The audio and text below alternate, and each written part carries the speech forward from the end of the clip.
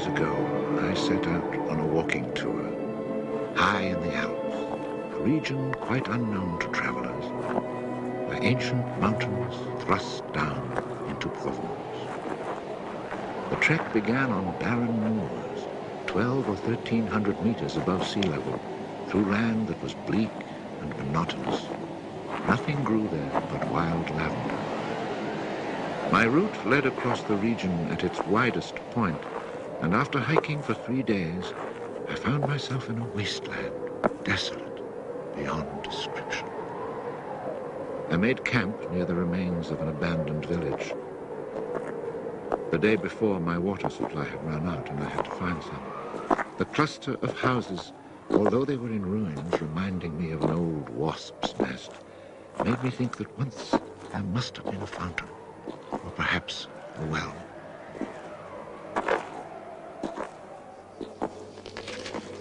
There was indeed a fountain, but it was dry. The roofless houses, eaten away by wind and rain, and the chapel with its crumbling belfry, stood arranged like houses and churches in a living village. But here, life had vanished.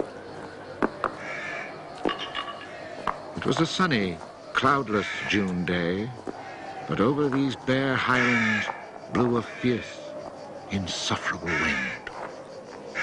Growling through the skeletons of the houses, it sounded like a wild beast disturbed while feeding on its prey. I had to move camp.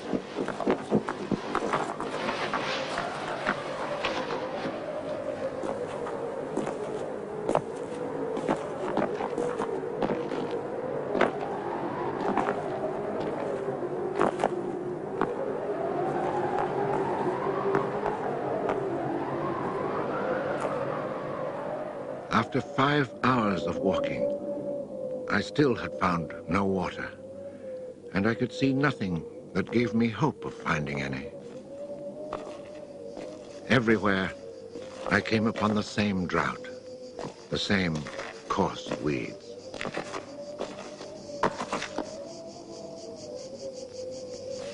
In the distance, something caught my eye. A thin, dark shape that I took for a tree stump. But just in case, I walked towards it.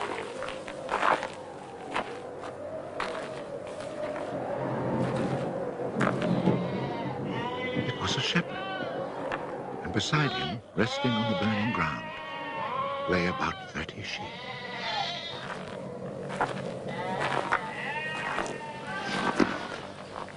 He let me drink from his gourd, and presently he led me to his sheepfold in a hollow in the plain. He drew water. Excellent water it was, too, from a very deep, natural well over which he had rigged a simple windlass.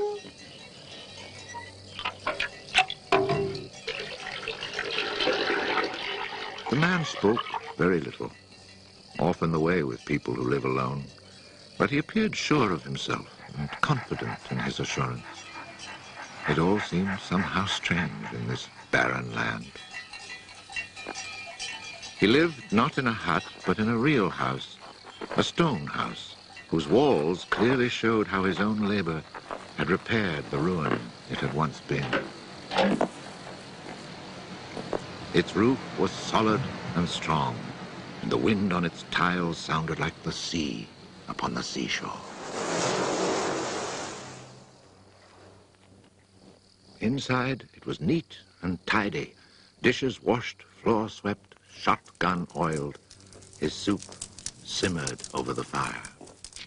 And I noticed that he was freshly shaved, that all his buttons were firmly sewed on, and that his clothes were darned with that meticulous care which makes the mend invisible. He shared his soup with me.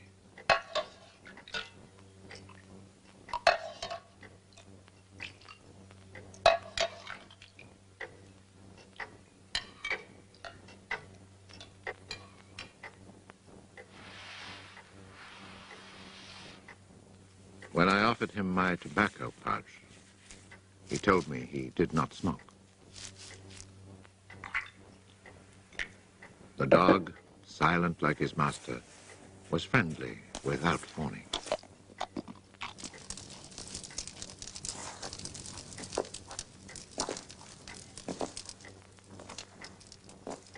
It had been agreed that I would spend the night. The nearest village was still almost 2 days' walk away. Villages in this region were few and far between, and I knew well what they were like.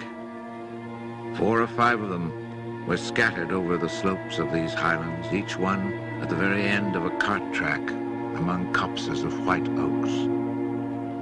They were inhabited by charcoal burners.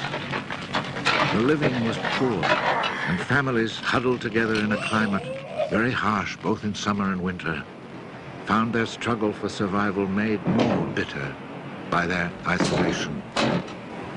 There was no relief. Their constant longing to escape became a crazy ambition. Endlessly the men carted their charcoal to town, then returned home. Even the most stable characters crack under the constant grind. The women seethed with resentment. There was rivalry in everything. The sale of charcoal and the church pew. They were rivals in virtue and rivals in vice. And the battle royal between vice and virtue raged incessantly. And always there was the wind. The ever-present wind constantly grating on the nerves. There were epidemics of suicide and many cases of madness, nearly always ending in murder.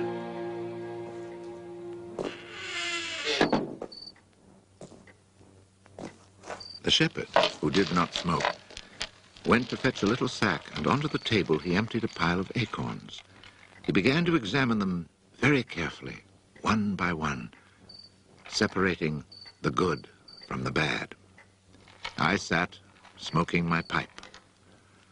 I offered to help, but he told me it was his work. And indeed, seeing how very carefully he carried out his task, I did not insist. That was the only time we spoke. When he had set aside enough acorns, he divided them into piles of 10. As he did this, he discarded the smaller ones, or those that were cracked. For now, he was examining them very, very closely. When finally there lay before him 100 perfect acorns, he stopped, and we went to our beds. Being with this man brought a great sense of peace. The following morning, I asked him if I might stay on and rest for the day. He found that quite natural, or to be more precise, he gave me the impression that nothing could upset him. The day of rest was not absolutely necessary, but I was intrigued, and I wanted to learn more about him. He let his sheep out of the pen and led them to their grazing. Before he went, he took the little bag of carefully chosen acorns and put them into a pail of water to soak. I noticed that for a walking staff, he carried an iron rod as thick as my thumb and about as high as my shoulder.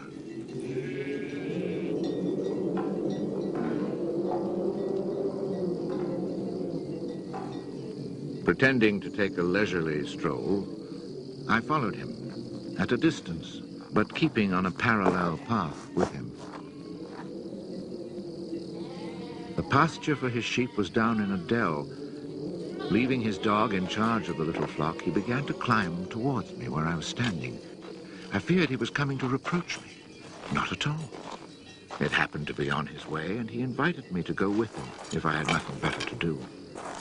He was going a little farther on, to the top of the hill.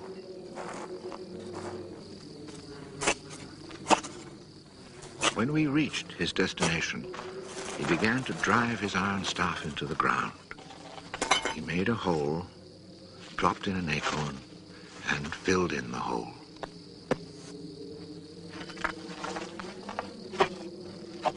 He was planting oak trees. I asked him if he owned the land. He said no. Did he know who owned it? He did not. He thought it was common land, parish property, or perhaps it belonged to people who did not care about it. That did not concern him.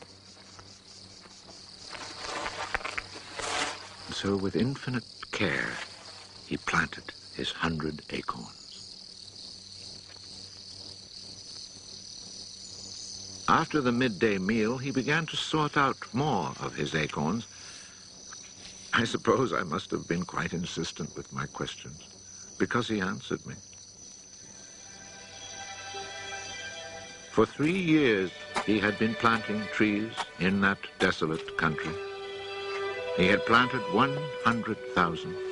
Of the 100,000, 20,000 had come up. Of these, he still expected to lose half, either to rodents or to any of the unpredictable things which only Providence can account for. That left 10,000 oaks to grow on this tract of land where before there was nothing. It was then that I wondered about the man's age. He was clearly more than 50. 55, he told me. His name was Elzéar Bouffier. He had owned a farm down in the lowlands. It had been his life.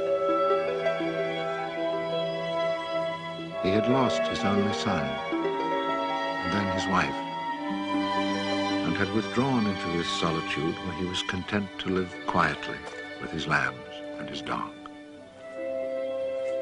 It was his opinion that the land was dying for lack of trees. He added that having nothing very important to do himself, he had resolved to remedy this state of affairs. I was young and only thought of the future as it affected me and my search for happiness. So I told him that in 30 years, those 10,000 oaks would be magnificent.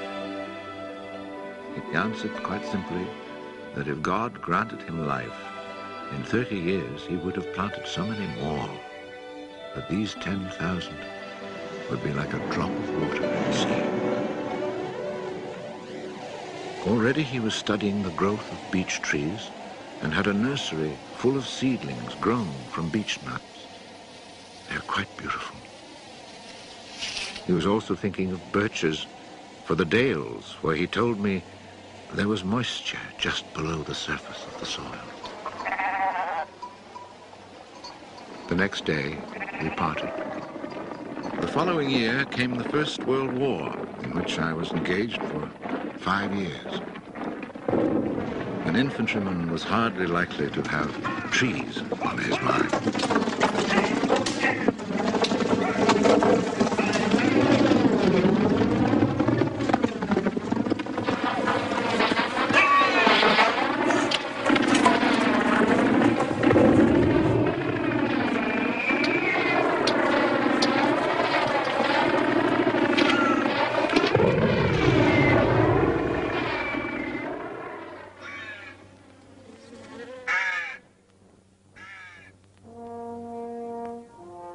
After demobilization, I found myself the possessor of a small gratuity and a great desire to breathe pure air.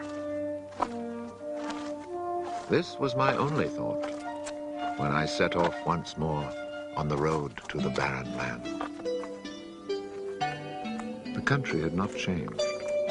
However, in the distance, beyond the deserted village, I noticed a sort of grayish mist that lay on the hilltops like a carpet. The shepherd who planted trees had been in my mind since the day before.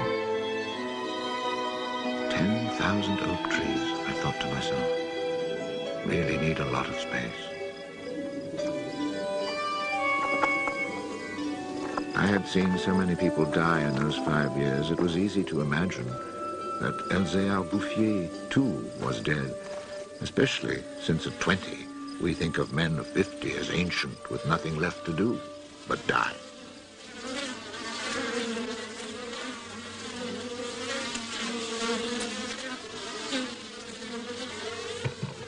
He was not dead. He had changed his occupation. He had only 4 sheep left, but now he had over 100 hives of bees. He had given up sheep because they threatened his young trees. The war had not disturbed him, and he had calmly continued his planting. The oaks of 1910 were now 10 years old and taller than either of us. It was such an impressive sight, I was struck dumb. And as he never said a word, we spent the whole day in silence, walking through his forest. It was in 3 sections and measured 11 kilometers long and 3 kilometers at its widest. When I reminded myself that all this was the work of the hand and soul of one man with no mechanical help, it seemed to me that men could be as effective as God in tasks other than destruction. He had followed his dream, and beech trees as high as my shoulder, stretching as far as the eye could see, were witness to it. The oaks were strong and past being at the mercy of rodents. As for Providence, she would have needed a cyclone to destroy this creation of man. He showed me handsome groves of 5-year-old birches planted in 1915, the year I was fighting at the Battle of Verdun. He had set them out in all the hollows where he guessed, and rightly, there was moisture near the surface. They were like young children, tender yet firm and confident. And creation, it seemed, had just followed in a natural sequence. He hadn't worried about it. Resolutely, he had gone about his simple task. On the way down through the village, I saw streams flowing with water, which in living memory had always been dry. This was truly the most impressive effect of creation's natural cycle that I'd ever seen. Long ago, these brooks had been full of water. Among the miserable villages I mentioned before, some were built on sites of ancient Roman villages, and archaeologists digging in the ruins had found fish hooks, whereas in the 20th century, cisterns were needed to ensure even a modest supply of water. The wind had scattered seeds too, and as the water reappeared, so did willow trees, reeds, meadows, gardens, flowers, and a reason for living. But the change had come about so gradually, and that it was simply taken for granted. Of course, hunters who climbed these heights in search of hares and wild boar had noticed the sudden appearance of little trees, but had put it down to some caprice of nature. That is why no one had meddled with the work of the shepherd. If they had suspected it was man's work, they would have interfered. But who would even think of him?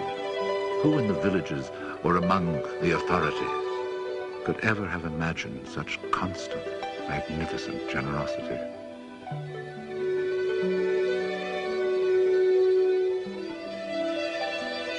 Each year from 1920 on, I paid a visit to Elzéar Bouffier. I never saw him lose heart, nor was he ever deterred. And often, God knows, it must have seemed that heaven itself was against him.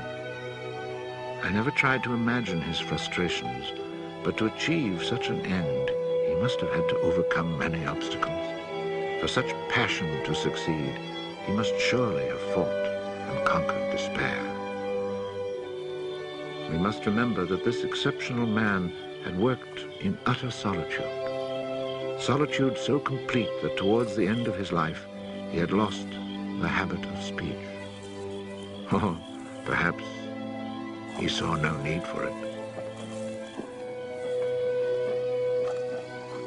In 1933, he was visited by an astonished forester who notified him of an order that lighting fires outdoors was forbidden for fear of endangering this natural forest. It was the first time, the forester told him naively, that he had ever seen a forest grow of its own accord. In 1935, a whole delegation from the authorities arrived to look at the natural forest. There was a high-ranking official from the forestry department, an elected member of parliament, technical experts, and there was a great deal of talk. It was decided something must be done. Fortunately, nobody did anything except for the one good thing. The forest was placed under government protection and charcoal burning was prohibited. For it was really quite impossible not to be enchanted by the beauty of these young, healthy trees. And they had even managed to cast their spell over the Member of Parliament.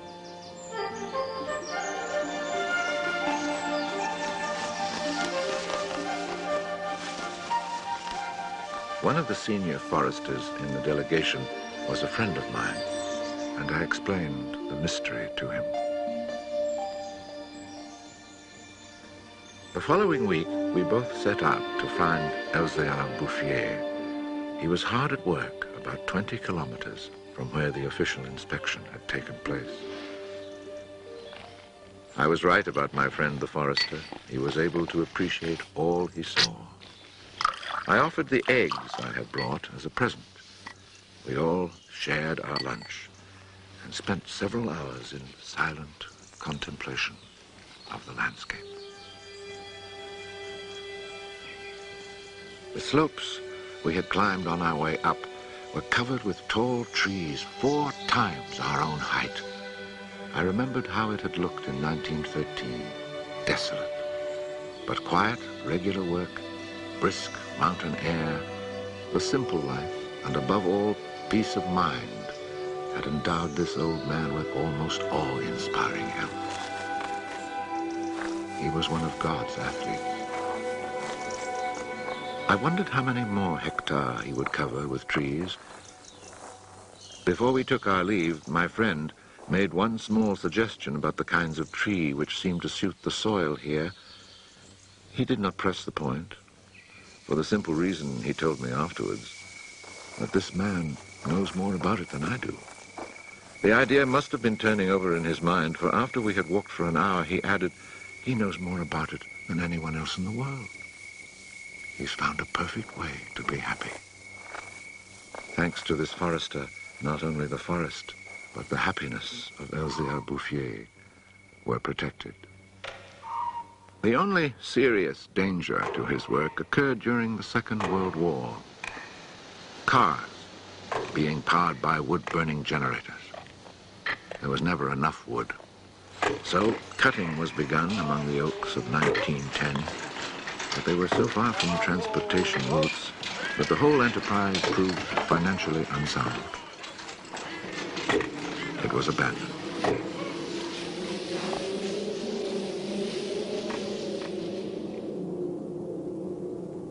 The shepherd knew nothing of all this. He was 30 kilometers away, quietly going about his business, ignoring the War of '39 just as he had ignored it in 1914. I saw Elzéar Bouffier for the last time in June 1945. He was then 87. Again I had set out on the road to those barren moors. But now, in spite of the dislocation left behind by the war, there was a bus which ran from the Durance Valley up into the mountains. I decided it must be because of this relatively speedy means of transport that I could not recognize the places where my walks used to lead me. It took the name of a village to reassure me that I really was in that region that had once been desolate and abandoned.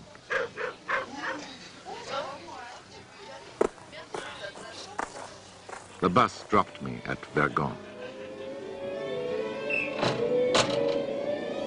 In 1913, this hamlet of no more than a dozen houses had 3 inhabitants, wild creatures who hated each other, who set snares to make a living. They were people without hope. Now everything was different, even the air itself. Instead of the harsh, dry winds of the past, there was a gentle breeze full of fragrance. From the mountain tops came a sound like rushing water. It was the wind rustling through the forest. And then, even more astonishing, I heard another sound of water. I saw that they had built a fountain that was splashing merrily. And beside it, what I found most touching, someone had planted a linden tree, the perfect symbol of rebirth.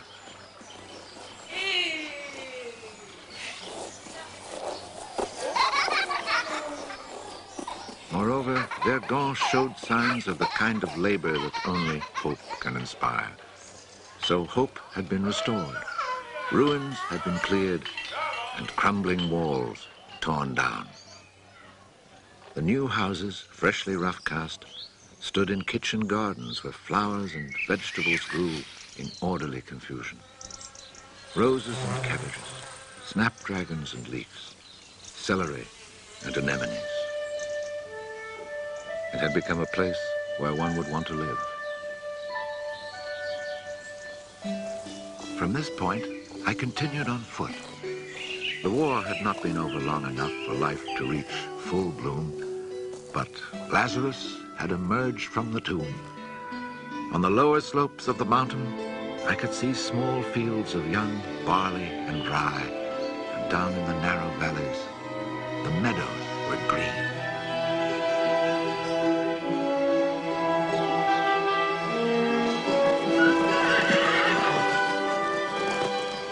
It has taken only 8 years since then for the whole countryside to glow with health and prosperity. Where I had seen ruins in 1913, there now stand clean, freshly plastered farmhouses, evidence of happy, comfortable lives. Dry springs fed by snows and rains, now conserved by the forest, have begun to flow again.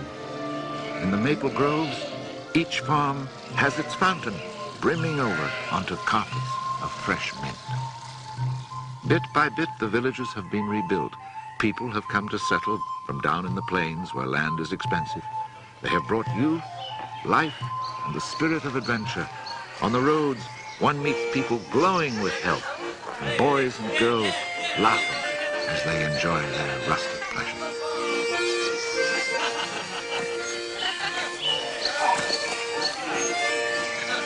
Counting those who lived here before, quite changed by their life in gentle surroundings, and including the newcomers, more than 10,000 people owe their happiness to Elzéar Bouffier.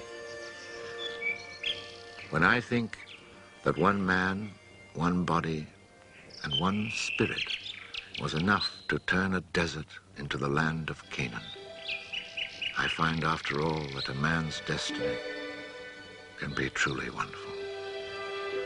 But when I consider the passionate determination, the unfailing generosity of spirit it took to achieve this end, I'm filled with admiration for this old, unlearned peasant who was able to complete a task worthy of God. Elzéar Bouffier died peacefully in Banon in 1947.